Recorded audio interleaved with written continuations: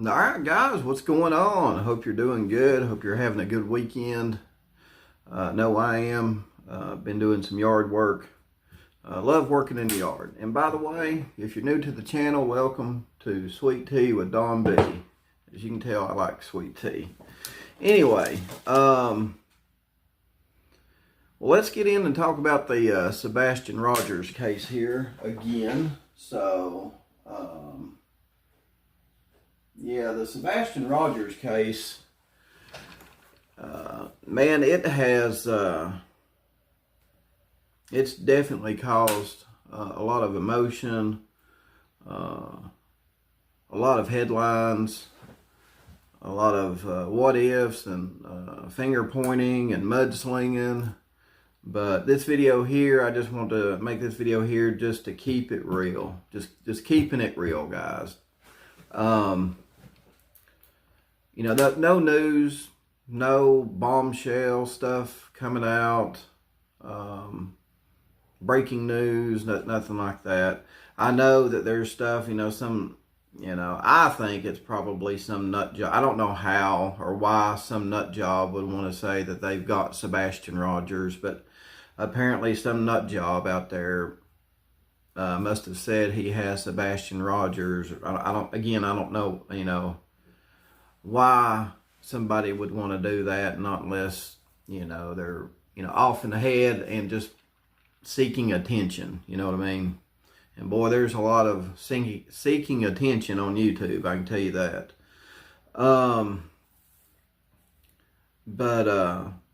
Again, just keeping it real. I still got questions. One of them questions is, why, during all these interviews that, Chris and Katie Proudfoot's done, with all their, it just looks suspicious. That's what I'll say. It just looks suspicious. Why has anybody not asked them just point blank if they had anything to do with Sebastian's disappearance? And again, it does look suspicious. I mean, how does a kid go, and we're talking about a kid here, and a kid with autism. We're not talking about some 25-year-old, 35-year-old person that just maybe people were after him or something like that. Sebastian didn't live a high-risk lifestyle as far as, who he hung around. Well, you could say he did, but I mean, there's high risk in anything, family, whatever, but there's high risk outside the family and stuff too. There's if Sebastian was hanging around the wrong people,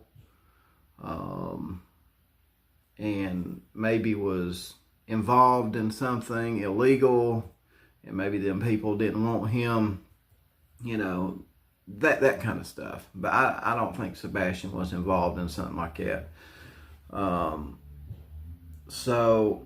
And Chris and Katie they have to understand that this just, you guys are just going to have to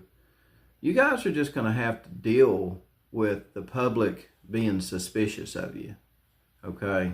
In my opinion, Chris and Katie's just going to have to deal with the public being suspicious of them. Just for the mere fact is, Sebastian was safely in his house at night. The next morning he's gone.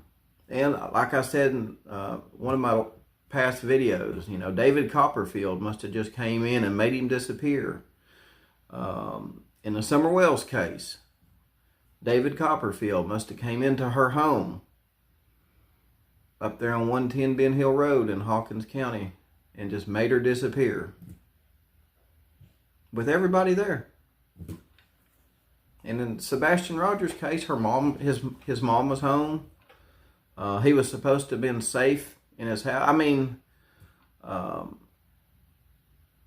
I don't know, guys. I mean, I know there's a possibility for everything, but I mean, hell, I live in the middle of town, and sometimes I sleep. Sometimes, and even not that. Everywhere I have lived, sometimes I sleep with the doors unlocked. I have fallen asleep with the doors unlocked. I know it's not a smart thing to do. Nothing's ever happened. How many kids from that neighborhood that Sebastian lived at, how many of them have gone missing? Matter of fact, how many kids in the last, we'll just say 5 years, how many kids in the last 5 years within a 100-mile radius of where Sebastian lives, how many of them have gone missing from their home with their parent there? Answer me that. And the other thing that bothers me, in keeping it real, I seen the other day where it looked like Katie Proudfoot laughed for just a second and she caught herself. She laughed during an interview.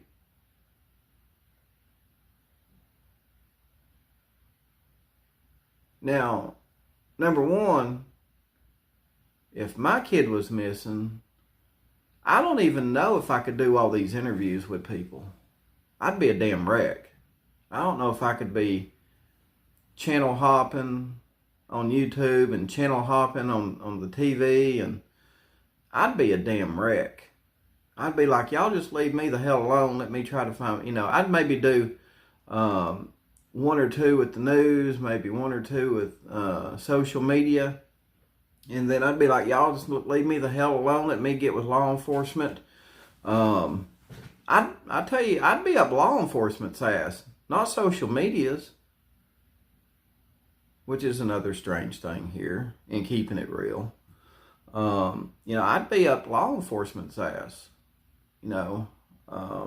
Social media is a great tool to keep, Sebastian's name out there and everything. Well, social media can do that. They can keep Sebastian's name out there. Let me as a parent grieve and keep law enforcement's feet to the fire as far as, finding my son and, giving me what kind of information they can in the investigation, Because I'm sure if law enforcement truly thought that you were innocent, they have no problem sharing information with you. You know what I mean? Not unless you've got loose lips. Now, if you got loose lips, then I can see law enforcement not sharing nothing with you. You know what I mean? But, I just, and then this is just me, guys. This is just the way I would act. Other people are different. Just like taking medication. Tylenol may affect somebody different than someone else. You know what I mean? But if it were me, I'd be too big of a damn wreck to do too many interviews. And my sole focus, you'd see me at the damn police department probably every day, in person. That Detective Jones, whoever, it's me again. Just seeing if I come in, talk to you, see if you've got anything, or hell, I'd be on the phone. But regardless, man, I would be a damn wreck. And yeah, I'd be out there searching. I'd be all over that neighborhood myself. I'd be all over that neighborhood, the parks, the creeks, the rivers. Hell, I'd go to Walmart, buy a damn kayak. I'd be getting me, some stuff to move shit with. I'd be looking out there for anything and everything. But again, just keeping it real. Katie and Chris are going to have to, with what they've done here, they've really put a magnifying glass over them. They really have, and they made their bed and they're going to have to sleep in it. That's the way I see it. And again, I'm not saying they done anything to Sebastian. I'm just saying, in the aftermath, with everything that they've done, they made their bed. Now they're going to have to sleep in it. They drew a lot of attention to themselves in all these interviews that they've done. They drew a lot of attention to themselves. So yeah, they're gonna have to deal with that. And in keeping it real, guys, we're at a standstill. We are at a standstill until police, until something breaks with the police. And I think, in my opinion, because it has been, weeks, it's been enough time for, search warrants to be executed with cell phone companies and to get that information back. Repeated interviews with people, and just keeping it real, guys. I really do feel like that if the police were definitely going to go down one route only and be close to solving this, it would have happened by now. Okay, so I believe with law enforcement, the investigation is at a standstill until something breaks with them, or until they get some new information or some valuable information. It's just very odd, guys. It's very odd. How does a kid go missing out of the safety of his own home, and the next day all the windows are perfectly intact, no sign of forced entry in any windows, any doors, not even the garage door, nothing? It's like David Copperfield just came in and made him disappear. Yes, that does look very suspicious, right? That looks very suspicious. And, a lot of people like to talk about facts. Well, where is the factual proof that Sebastian even made it home that evening? Where? People say, I guess people have said this and they have said that, but where is that proof? Where's that proof to maybe satisfy the public in saying, okay, well, because if there was a video of Sebastian taking the trash out, you talk about bringing the temperature down a little bit in social media, right? And I'm sure it would help law enforcement quit getting a lot of, in the beginning, a lot of phone calls, unnecessary phone calls and stuff.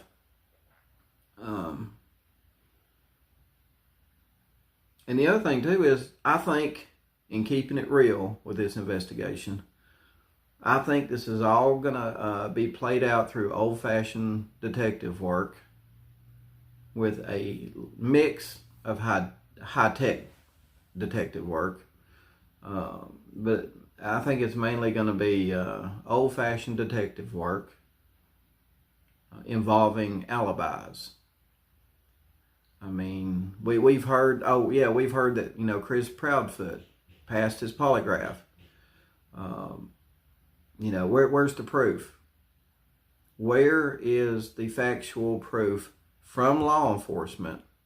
We've had Ronnie Lawson come out and tell the news that Dawn and Candace passed theirs. So, where's the, where's the bulletin or the statement from law enforcement telling the public, yes, they or the news telling the news that yes, they have passed their, everybody has passed their polygraph. Chris, Katie, and Seth. You know, where's the official results on those being released by the police? You know, these are things, you know, keeping it real that we need. Not that we are entitled to it, but I mean, it would sure help public speculation. Like I said, it would bring, you know, things from here down to here a little bit if police were a little bit more transparent. You know, I mean, if social media is really causing, you know, a stink in a lot of these cases, be more transparent, you know. Have a press conference once a week, once a month. You know, just come out and say, you know, hey, we're not going to answer any questions. We just want to give you guys an update. The investigation is still going. It's still fluid. We're still looking into a few things that we can't tell you what that is. But, you know, the investigation is still ongoing at this time. And, you know, hopefully we find Sebastian. And, you know, if it's not a criminal case, you know, at this time, again, we'll stress that it's, you know, it's not a criminal case, yada, yada. But, you know, we just want to reassure the public here that we're still working on it, looking into things. You know, and yes, we do, you know, we know there's a lot of speculation out there and a lot of, and to ease that speculation, we would like to go ahead and announce that, you know, everybody, you know, Katie, Chris, and Seth, they've all passed their polygraph. So hopefully that eases, you know, the speculation field out there in relation to that, because we know that this is a high-profile case, and, you know, everybody's coming at Katie, Chris, and Seth for answers, because they know they're not going to get them from us. We're law enforcement. You know, that's all you got to do. What'd that take, 5 minutes? Not even that. That's all law enforcement's got to do. But yeah, some of the stuff that law enforcement can be transparent on, I think they need to be. That way it kind of helps tame, if you will, the speculation going around out there. But, you know, in just keeping it real, guys, I think it's going to come down to old-fashioned detective work. Alibis are going to be a big play in this. You know, does Chris have an alibi for the night he went missing? Can someone put him in Memphis during the hours that Sebastian went missing? Can a person or a camera put Chris in Memphis the whole time that evening Sebastian went missing? Right? You know, hopefully, if police do end up, you know, finding out that Chris has a rock solid alibi, hopefully that's one of those things that law enforcement will be transparent about. That way it cuts down on speculation. You know what I mean? Because I don't think that would hurt the investigation. You know, hey, we found out, you know, through investigating this that, you know, Chris does have a good alibi. We do not, you know, just like the Idaho 4 police chief said, you know, we do not suspect the food truck guy. We do not suspect Jack D. I think there might have been even 2 Jacks that people were speculating on in that case. The 2 roommates, they were speculating about them. Maybe still are, I don't know. But I thought that was great. You know, kudos to, I can't think of that, Moscow.